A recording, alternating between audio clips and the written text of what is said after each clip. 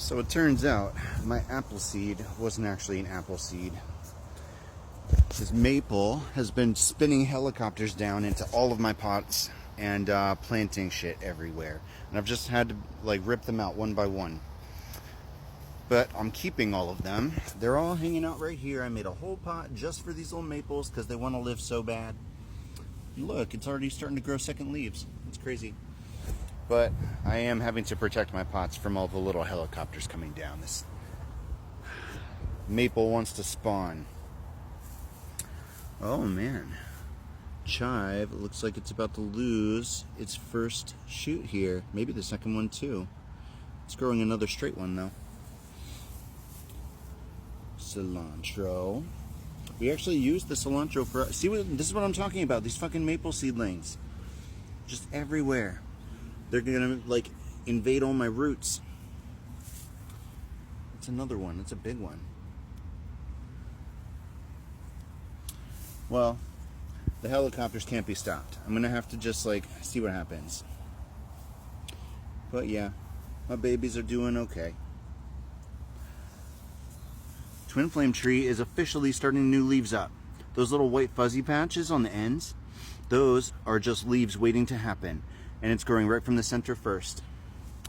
I don't even have to worry about these leaves falling off anymore. It looks like there is one leaf from each branch here that may still shoot off more foliage. I don't think these two branches here are done. It's not giving up on this shoot here. But it is focusing on top growth right now. It's focusing on itself. And my little rose bush is definitely starting new growth. These are all new leaves here. Tatsoi mustard and arugula. I think we're going to end up cutting all these flowers off because apparently that's how they wind up like seeding the yard with arugula, and we don't want that. But like, damn, look at all those flowers. It's crazy.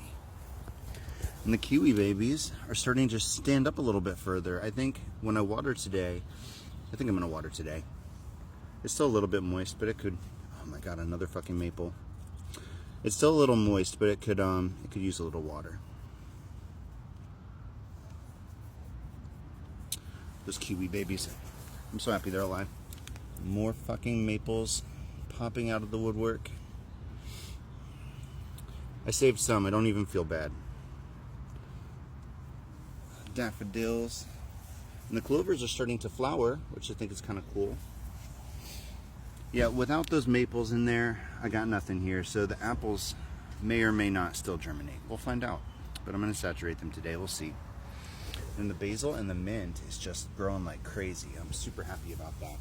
This weird viney thing, I'm going to take that out. Then my little flower is doing okay, standing up. And it looks like we're about to get new growth on this cherry blossom, which means it may have actually rooted. And there's new growth coming from the nub right there. This one might be dead, and these two might be dead. But if I can wind up with two blooming cherry blossoms, then my sister might let me put those in the big pots outside. Right by the front door. Oh shit, that's a spider. Spider, spirit animal of the day. This one looks kind of crazy. It's like white with a red underbelly. That's nuts. Well, that's pretty damn interesting. I'm not a super spider fan. Alright, let me pause it while I get the hose. Shit, the rose is blooming.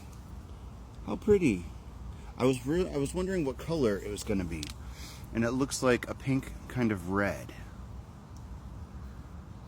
It's gonna be what we wind up with on those cuttings if they succeed.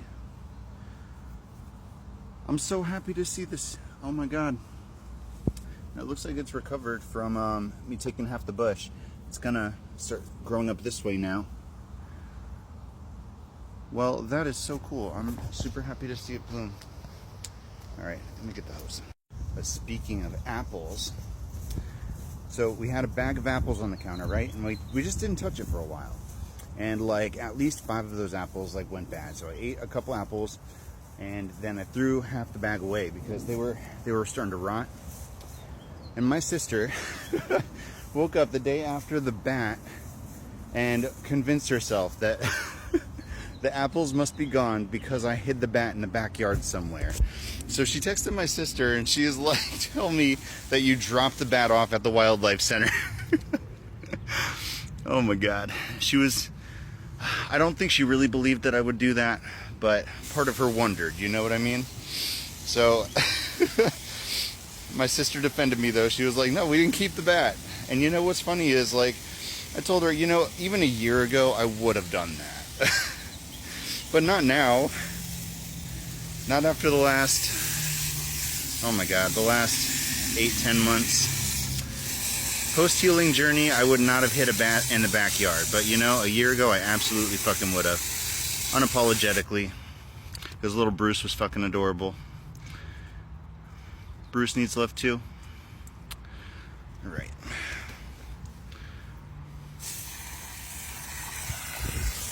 I'm like having trouble getting water in all the crevices without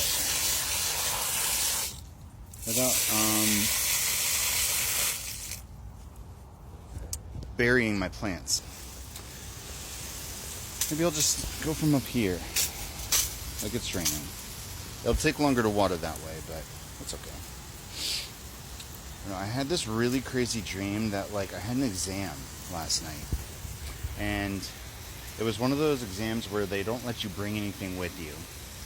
So, like, we had to check all of our personal belongings, and I had to, like, write an essay, and, like, there was, like, at least 20 questions that we had to copy down by hand.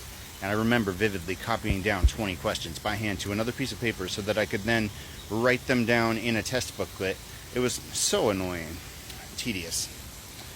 And after I finished the exam, I realized I only had time to answer like 3 of the questions. So I was just like, well, I hope all of them weren't necessary. And then there was a second portion to the exam, which was a goddamn obstacle course. So I had to climb up a ledge on one side, and then cross a waterfall on another ledge, and then climb down the second ledge and across. It was like an episode of fucking Donkey Kong, man. Just hanging onto the side of a rock wall and trying to get where I was trying to go. And I succeeded. I did the thing. And they said that I designed the course myself, but, like, clearly I did not design that course. It was just there. But everybody's course was individual. And I don't know if that's supposed to, like, indicate there being no, like, everybody's journey here is unique. Maybe that's what it means. No wrong way to do things. I don't know. I'm not super good at dream interpretation, but ever since I quit caffeine, I've been remembering a lot more. And I've always been a lucid dreamer, and I've always, you know, remembered mostly. But there's points where I don't remember, you know, like it fades away with the day. And that happened even now, but that dream just came back to me in this moment. Maybe that means I'm supposed to take something from it. Everybody's process is going to be different, but growth is growth. And I think I really wasn't going to touch on it, but this whole man versus bear thing, because, like, I didn't have skin in the game, but I duetted that video and I pulled cards on it just to see where spirit stood on the matter, you know, because, like,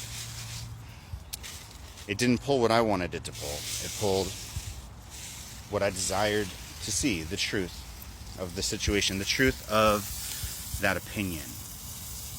And I think that by dehumanizing men, we are doing a disservice to people in general by creating negative emotions between the sexes. We are dividing.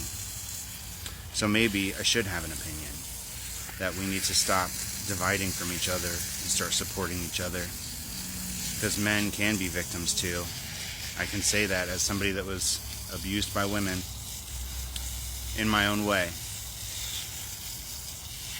that it does happen. And even sexual abuse by women to men happens. And I think that a lot of women who have been through painful experiences don't have a lot of empathy for men as a species. Maybe we should just consider